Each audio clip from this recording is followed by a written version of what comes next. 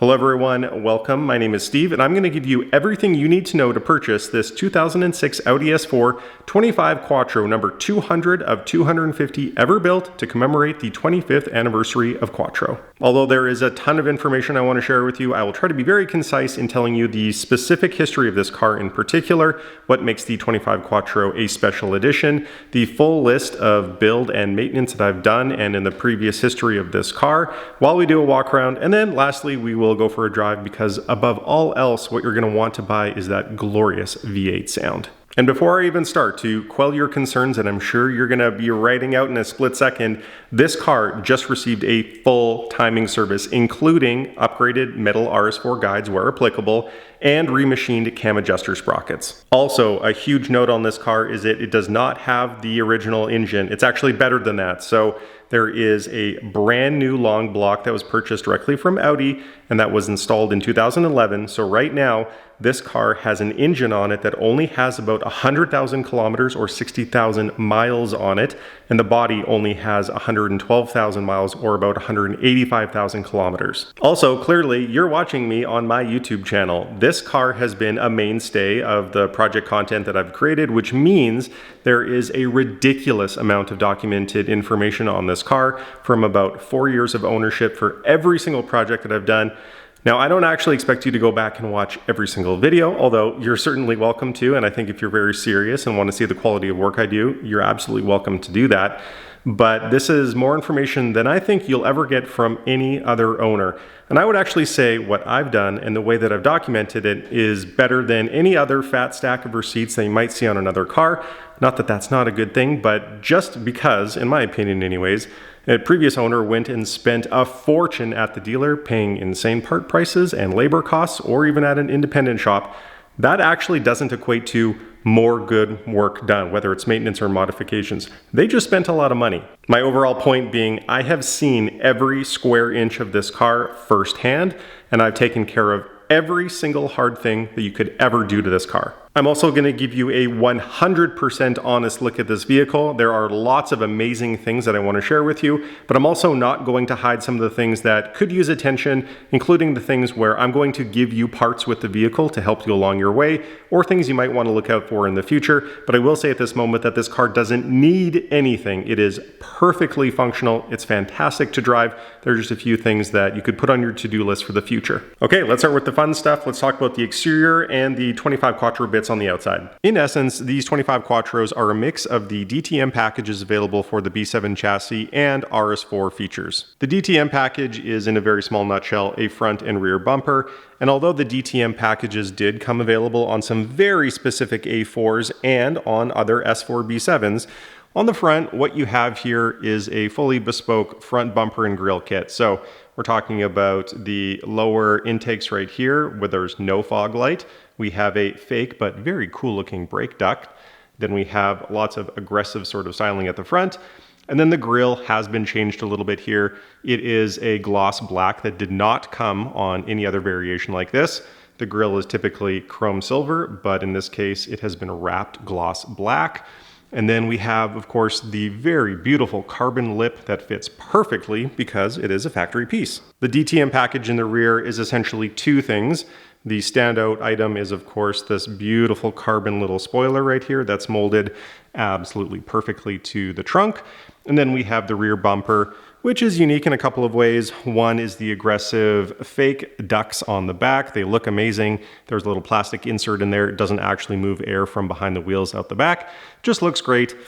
And then there is a unique valence on the bumper as well. So most B7 S4s had dual exit exhaust. The 25 Quattro has the rounded single tips on each side, in which case the rear valence is also a little bit different. It has the wings that are in the middle right here. And then specific to the 25 Quattro, we have a red tow hook. It's a minor thing, but that was factory as well. The paint color is Avis Silver, which, as you can see almost perfectly right now, really borders between a very cool sort of medium colored grayish silver. And then in the direct light, it has this really nice metallic pop of blue too. What's notable about this color is simply that it's only ever also available on RS model vehicles. It was available on the B7 RS4 in the same age, but no other S4 of the B6 or B7 ever had this color. Speaking of the RS4, in terms of the drivetrain, there was actually one pretty nice little bonus that was on these cars, because keep in mind, in 2006, this was right borderline when the previous generation of S4s, the B6s, were ending, and the RS4s actually had not quite come out yet, but this car has the center differential that would become standard on all S4s after it and the RS4s of the same vintage. It has the T3 torsion differential in the center, which means that it is a natural 40-60 front rear split, but has the ability uniquely to send 100% of the power to the rear axle. That is significant because these cars, being a four-door sedan and the fact that a big old V8 is hanging out front of the front axle, means that there is a propensity to understeer in these vehicles, but having the ability to send more power naturally to the rear tires will help with that. And although they're not part of the 25 Quattro feature list, there are a few changes on the exterior that I want to talk about too. From the single frame, we can see three of them actually. Number one, there are blacked out badges on the fenders. Number two, I've gone ahead and swapped on a set of real solid aluminum side view mirrors from a B6 S4. The ones that came with this car were just the plastic chrome painted caps. And then, as you can tell, it's also tinted. I know it looks exceptionally dark on camera, but I can assure you it isn't. I'd say it's medium. Looking at the wheels, these are not factory. Normally, these cars would have a multi-spoke DTM-inspired wheel in silver. They're actually the exact same wheel that came on the titanium packages for the B7 chassis. I do not have those wheels anymore, but instead, you will be getting these. This is a set of 18x9 BBS CHRs, and these are wrapped in Firestone Firehawk Indy 500s that have a lot of tread left. We'll be talking about suspension later, but to get this flush fitment that you're seeing right here, you'll also be receiving the spacers that come with these wheels to get that look. That is a 5mm H&R spacer behind all four wheels. And speaking of the wheel fitment itself, I have a set of Ringer Racing studs on here, which makes swapping on wheels very, very easy. The only visual change out back is essentially the rear rings have been blacked out to match a little bit more of the motif on the car. The front windshield was also replaced when I bought the car in 2011. The glass is in fantastic shape, in part because I rarely drive the vehicle, so there are no cracks and tiny, tiny little chips. Nothing that you can actually see on camera like this. I'm talking very surface little minor chips that you couldn't even fill if you wanted to. So overall, excellent condition. That nice shine that you're seeing is also because the car was just fully detailed inside and out. The outside also featured a clay bar and waxing on every single surface. Remember when I said I have extra parts and gifts for you? Well, here's number one. On the exterior, this is something that the previous owner gave me and I am passing along to you. Now, when you're ready to do some body work, I have a full set of genuine carbon fiber side skirts here. These go on underneath the existing side skirt, and these are real carbon fiber. So you can see the weave. This is truly a single piece. You might want to redo the clear coat on it, but this would look absolutely unbelievable with the rear spoiler in carbon and the front lip as well. Let's jump on into the inside to look at more unique 25 Quattro bits and some minor upgrades. One of the standout features of the interior for the 25 Quattro is what you're looking at, a bespoke two-tone jet gray and black seat. It's also mirrored on the door cards and on the steering wheel. Of course, that extends into the back seat as well, and there's nothing cooler than having a four-door saloon that has some of that Euro muscle car vibe, but having a really cool interior too. Something else you won't find on any other S4 is this lowercase Quattro insignia on the seats here. Normally on the S4s, that would say Recaro. From the factory, you're also treated to a full set of the RS4 pedal set, including the dead pedal on the left. And for style points, I've gone ahead and thrown in a set of the Audi Sport mats. Every single 25 Quattro came with one of these unique shift knobs saying 1 of 250. I will give this to you, it's included in the car. But myself, I've elected to go with the J. Chim Delarin shifter. It feels really good, nice weighting to it, and the black and red looks awesome. A nice contribution from the RS4 parts bin is this thick weave carbon fiber trim. This is not the same kind that comes in the standard S4s. That one was a little bit tighter of a weave. That's the case here on every door card, the entire dash. We have a little bit more around the shifter and the ashtray lid in the back seat, but you better not smoke in this car. Note that the speedometer is in miles an hour, not kilometers. Kilometers is the secondary metric on this dial, and that is, of course, because these cars were only ever sold in the US. Even though we'll go for a drive later and you'll see it again, I'm going to power on the car just so you see that There are no issues on the dash, 100% okay. Don't worry about the check engine top left. The 4 lights that you see on right now are the standard ones that fire up when you switch to auxiliary power. Also note over here, the reading for the mileage is in kilometers right now, but I can easily switch that to miles for you if that's your preference. Also, there's nothing in this car that doesn't work. So everything a driver could need, I'm talking about switches, windows, lights, dials, gauges, indicators, the entertainment system, and also for a little old school feel, if you want to pop in your DVDs or big memory cards, you can have your entertainment that way too. And the full climate control is great. And also because of the timing service that was just done, the AC was just recharged, so it is full and freezing cold. This car also features front heated seats on both sides and front and back glass heating. And in case you didn't know how it works, when you turn on the rear defroster, that is when your side view mirrors also are heated. And just in case you have deep Audi knowledge and know that the glove box door tends to stick on the B6 and B7, just know that this one doesn't. I repaired it. It is perfectly functional. What I'm showing you under the driver's footwell right in the center is a little entertainment unit right there. That unit is a little media gateway which allows you to take an aux cable. So you would plug this into that thing down by your foot. You take the other side and plug it into your phone.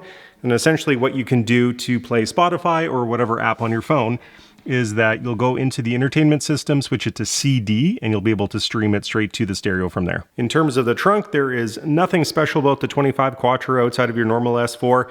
A trunk is a trunk, except it is nice that I still have the cargo net in here as well. And because of that detailing I mentioned earlier, the interior is absolutely spotless. The leather was cleaned and conditioned. We're talking about carpet shampooing. Generally speaking, every single little crack with dust or grime in it is gone. It is looking really good in here. We're nearing the fun part of the engine bay and performance modifications, but first let's do a quick stop on suspension and brakes. The way this car is sitting at such an absolutely perfect height for this size of wheels is the benefit of a very rare set of the stasis-tuned Öhlins SL coilovers. That is a coil-over strut in the front and then an independent shock and spring in the rear. Over time, I've learned that you get exactly what you pay for in terms of coilover suspension, and Stasis and Öhlins did a fantastic job, as you would expect, for these coilovers. There is a huge difference between a company that doesn't know how to tune the spring rate for the particular chassis, for the weight of the vehicle and its intended driving use, and matching that with the capabilities of the shocks and struts. In this case, everything is fantastic, and it's a bit hard to describe. If you've ever been in a car with some very high-end suspension components in it before, I think you'll know what I mean when I say at low speeds, it feels very comfortable, obviously like a little bit firm, but it can easily soak up your average bumps and dips in the roads. And then when it needs to compress, the springs are perfect. They will compress to give you a bit of that kind of softness. And then right at the limit, it'll firm up there, but never bottom out or be harsh or jarring or anything like that. It is exactly what you would want out of a suspension setup. Extra effort was also taken on this vehicle when it was lowered such that the heights achieved a corner balancing for roughly a 200-pound person in the driver's seat. In addition to the coilovers, I've done a little work myself. I've put a bigger 034 Motorsport rear sway bar under there to help with that understeer I was talking about. We also have end links, both front and rear from 034 that have spherical bearings in them. And then essentially there are mounts all the way up the drivetrain. So we have the 034 billet aluminum rear diff inserts. We have the apical rear diff mount that holds it up to the chassis. We have a apical transmission mount. We have stern solid motor mounts that are serviceable in the front. And at the very, very front of the car, connecting the engine to the front rad support, is an apical snub mount bushing. The last thing is, while I was doing timing recently, the front subframe was completely dropped. It was laser stripped to remove every single bit of rust. It was then zinc coated to prevent future rust. Then it was powder coated black. And then I went ahead and installed a full set of billet aluminum 034 Motorsport bushings. The brakes are your factory 4-pot calipers. They are plenty big and capable. I have not upgraded them from stock. Likewise, in the rear, they have big single piston calipers right here. Know that the rotors are totally OEM right now. There's plenty of pad life left. And I've gone ahead and changed all 4 corners, the brake lines, into stainless steel StopTech lines. While we're talking about the brakes, obviously I had to do a brake fluid flush too, so everything's feeling really good. And on the topic of fluid, there is nothing that I haven't changed. And because of the lack of mileage that I drive the car, you will not have to change anything. So I'm talking about there is fresh rear diff, center diff, transmission, the coolant, power steering fluid, brake fluid, and AC. There is nothing in this car that needs to be changed. Finally, it's fun time. Let me go back to the part where there is a brand new long block in the car. Now, I know that can seem scary to not have an original engine, but it's actually an incredibly good news story for you and I. So a lot of these cars, unfortunately from the factory, were susceptible to bore scoring. And I can tell from the invoice of the previous owner who elected to get the new engine, that's exactly what happened to him. What can eventually happen is you get low on compression and you need to either completely redo the bottom end or you need to buy basically a crate engine. So that's what the person did. I will supply to you a invoice for the better part of, I think, $20,000 Canadian of what someone paid. That was $14,000 for the brand new engine. And then the rest of the components were basically replacing things on the way in and doing the labor of installing and pulling out the old motor. I also have verified data from multiple dyno sessions that this engine right now, with the work that I've done with it, is running extremely strong. So there are dyno sheets available that will show you on a cold day it put down the better part of 355 horsepower. Keep in mind the stock crank rating for these cars is 340 horsepower. So we're making at or above the crank horsepower at the wheels through an all-wheel drive system right now. And I had a warm day that I went to the dyno, and it still put down 330 all-wheel horsepower. I'll walk you through every single system on the car here and tell you what has been changed in terms of modifications or maintenance.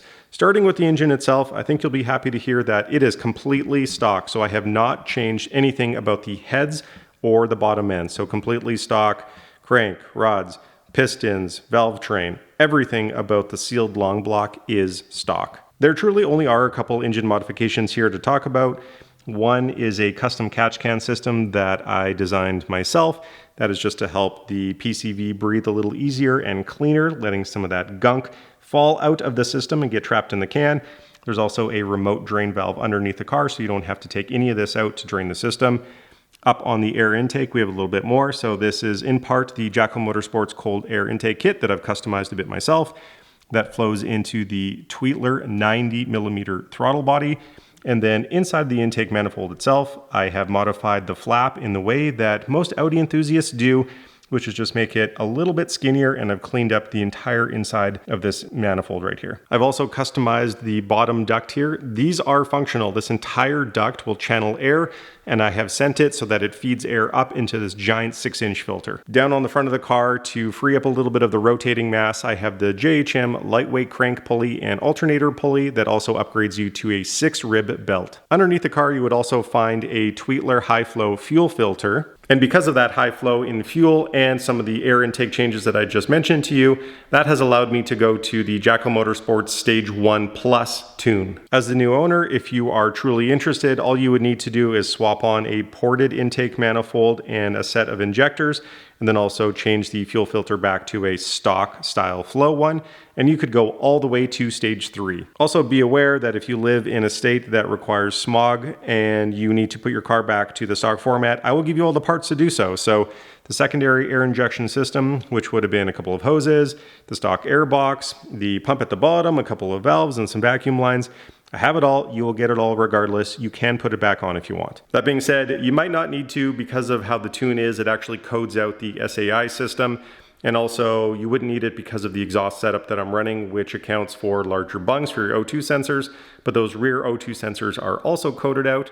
So depending on what facility does your scanning and what they're looking for, even if you don't change anything on the car, it still could very well pass emissions. And this car does have catalytic converters on it. This car has a full exhaust setup from Fast Intentions with stock headers. So the stock headers reach into a 2-piece system that have a 200 cell high flow catalytic converter into the downpipes, which transitions into a full 2.5-inch system of catback that leads all the way to the rear, where we have these beautiful all stainless tips and mufflers, and they look a little different than stock, but still very much that OE Audi style. The power steering is in great shape. There's a brand new pump that I put on the block when I was doing the timing service, And then I had a chance to inspect the rack, which is tucked up and away and very hard to get at any other normal circumstance.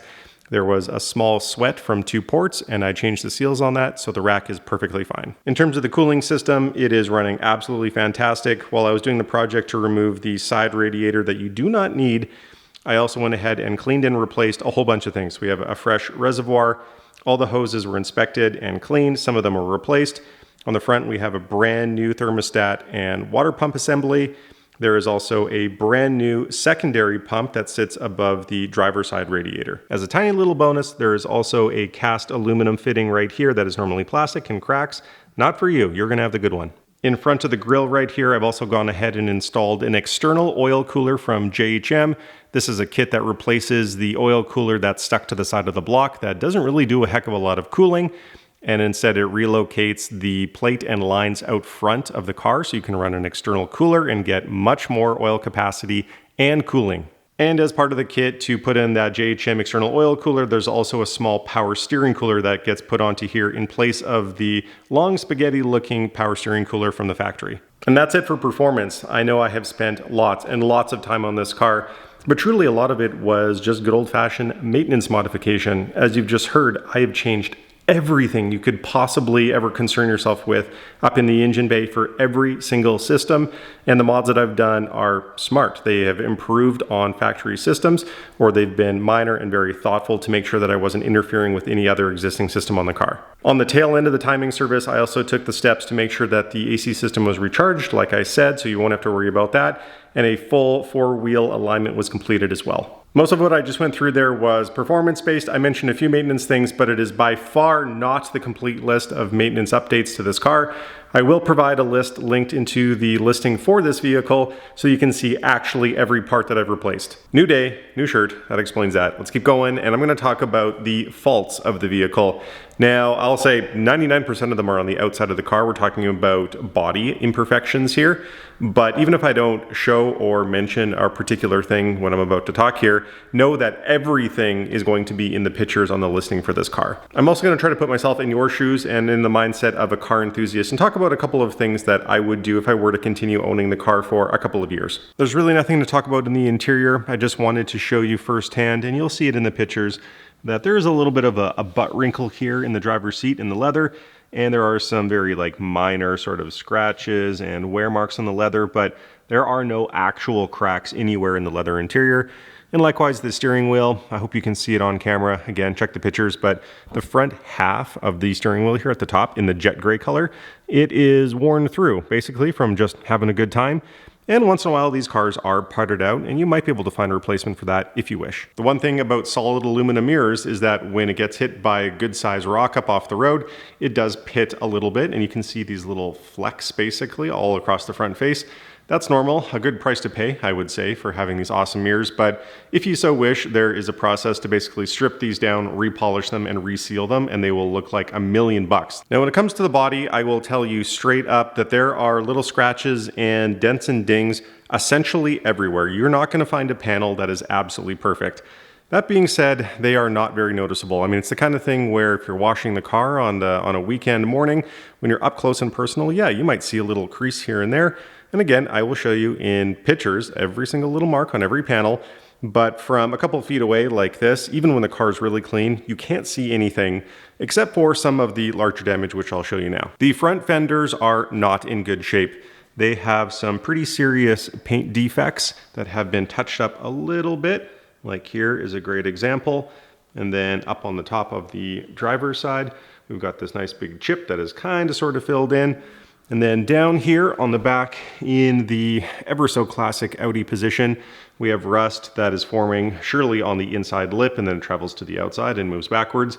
That is exactly what we have here. But there's two pieces of really good news. One is that the side skirts on this generation of vehicle are all plastic, so absolutely nothing has migrated its way down, and likewise, it has not affected the door whatsoever. Although the other side of the vehicle is in much better shape, there is still some rust right down in here. And well, I guess while we're talking about it, the side skirts, because of just rocks and road debris coming up off the front here, the paint has been worn down in the front. That's all you're looking at here. This is actually just the yellow plastic underneath the paint. However, further up this fender, We've got a nice little crinkled dent right here that kind of goes down at the front, and we have sort of one here and one here. However, I'm going to give you these two brand new fenders. These aren't from Audi, these are aftermarket.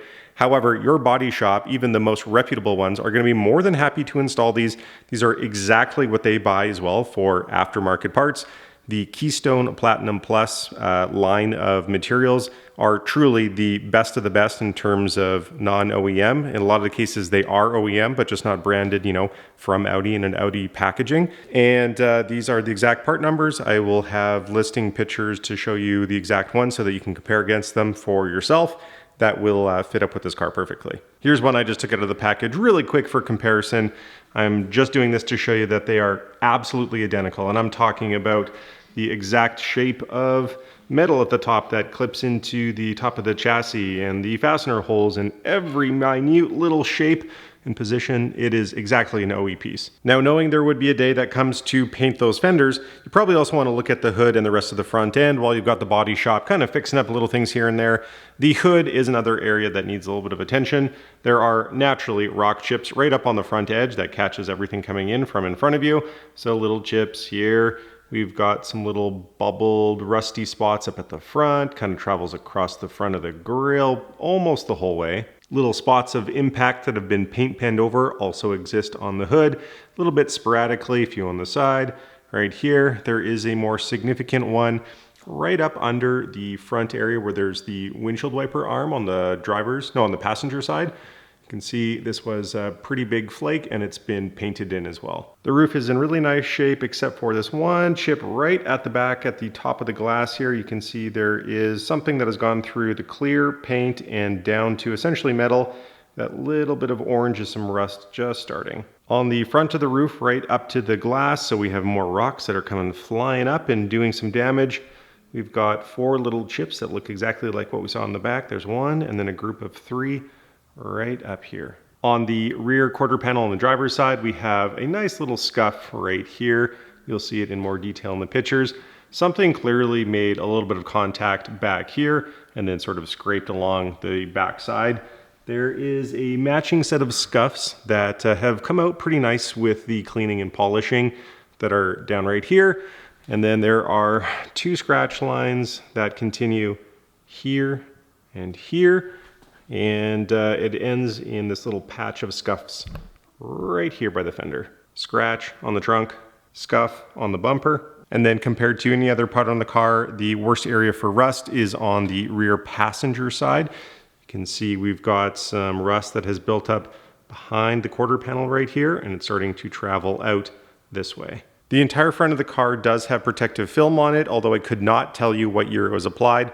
So you can see it starts right here and does the entire front. So we've got the hood here forward, the front little bit of the fenders, and the entire front bumper is covered. The front bumper also has some battle wounds up on the ducts right here. There is a crack and a matching one on the other side. And then the carbon lip on the front also has some damage. It's a little worse underneath, but you can see pictures underneath the car. So we've got a little bit of chewed up carbon here and up here. So basically, I would grade the exterior of the car maybe like an 8 out of 10. If you're a body man or want to bring it into a body shop eventually to put those fresh fenders on, touch up the front end, take care of a few of those rust spots, you're going to have a 10 out of 10 car, and that would probably be the most efficient way to tackle everything if you care about bringing it up fully to snuff. On screen are some of the undercar pictures of the rear, so you can see the crusty subframe that's in the rear. Some of the arms are a little bit rusty as well.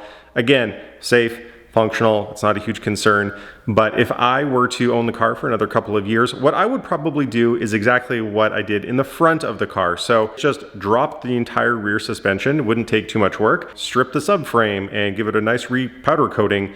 There are new mounts that you can put in that match the front 034 billet mounts that I put in there. Press those in, you got yourself a brand new subframe. Maybe you want to clean up some of those lower control arms while you're in there, and then you're good to go. I forgot to mention it earlier, but in the timing job, as you would typically do during that servicing when the engine is out, I also put in a brand new clutch that is for the S4 and RS4. They're the same ones, they share the same components. And I've left the flywheel alone. So I figure if a new owner wants to do some further upgrades on the car and invest more money for like a lightweight billet flywheel to make the engine spin even faster, give it a little bit more rev response, knock yourself out. But right now the clutch feels fantastic and the clutch itself is brand new. The very, very last thing that I would do, especially if you want to take this car on track for just like a nice leisurely enthusiast track day, not like a hardcore racing session, is a full set of control arms, front and rear from 034. They have some nice solid billet ones that are also adjustable. They are going to take care of some of the geometry corrections that you can apply from lowering a vehicle. Otherwise, what's on here right now is fine for the time being. It's time to, as we say in Canada, go for a rip. I'm going to do something in this video that I haven't done so far, which is not talk. I'm simply going to drive and you will enjoy.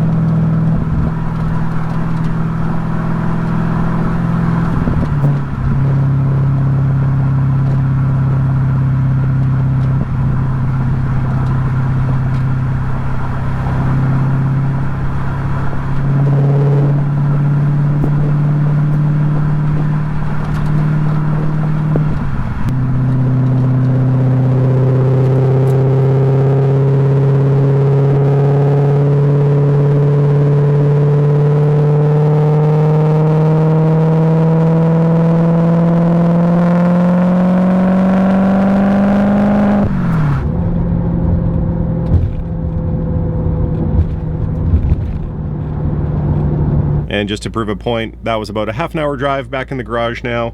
Temperature is cool as a cucumber, nothing on the dash, all clear. It's just perfect. So that's it in terms of what I need to show you or talk about the car itself. I just want to wrap things up here and talk about the logistics of purchasing this car from me through auction, and then a little bit of the history about this car as it was once delivered in the US and where it sits today in Alberta. The life of my car in particular has been fairly straightforward, and keep in mind that the 250 examples of these cars were only ever offered to US dealers and sold originally in the States. So in the eyes of US Customs, this is an American product. In 2006, when all of these cars came out, it was originally purchased in Michigan, and then less than a couple of months later, it found its way to Washington, where after 1 month after that, it got imported legally into British Columbia, Canada. And then by the end of the first year of its life, it was already registered in Alberta, where it has lived for the rest of its entire life. About a year later, in 2008, there was a front-end collision, and you will see the accident on the Carfax report for this car. It was about $9,000 and it was fixed. A few more years went by, we're at 2011, and then that's when the engine was replaced. That was all done at Eurasia here in Edmonton, and again, I have all the paperwork for that event. Since that time and to this day, the car has just been going under regular servicing and driving. No notable events. The car has lived here in Alberta for about 18 years, and it is registered in my name. I say that specifically because although you're watching this on YouTube and sometimes YouTubers have businesses that they register cars under, that is not the case for me. This is my personal car, so you will not be experiencing any additional fees or taxes associated from buying this car from me. Again, keeping in mind that this is originally a car sold in the US, that means if you are an American and you want to re-import it to the US from Canada, where I am, that should be quite an easy process for you, and there will not be any additional tariffs or anything with all that talk going on these days. This is a private sale between you and I on an American good, and the only costs that you'd be incurring are the normal ones that would be associated with importing a vehicle. That said, your due diligence would be talking to your importer if you have one, and just asking questions about what they've been dealing with these days moving cars between countries. If you do not have a shipper, depending on where you live, I can probably help you out finding one and certainly doing some coordination, and I do have some experience transporting vehicles, at least within Canada. Also, if you're a US buyer, you do not need to worry about currency conversion. I'm more than happy to take payment in USD, so the payment process will be super easy for you. Of course, this brings us all to the price. I am asking 18,000 Canadian or 13,000 USD. If you're interested, please email me at figureitoutmedia@gmail.com or DM me on Instagram and we can continue conversations. Thanks very much for watching. Talk to you soon.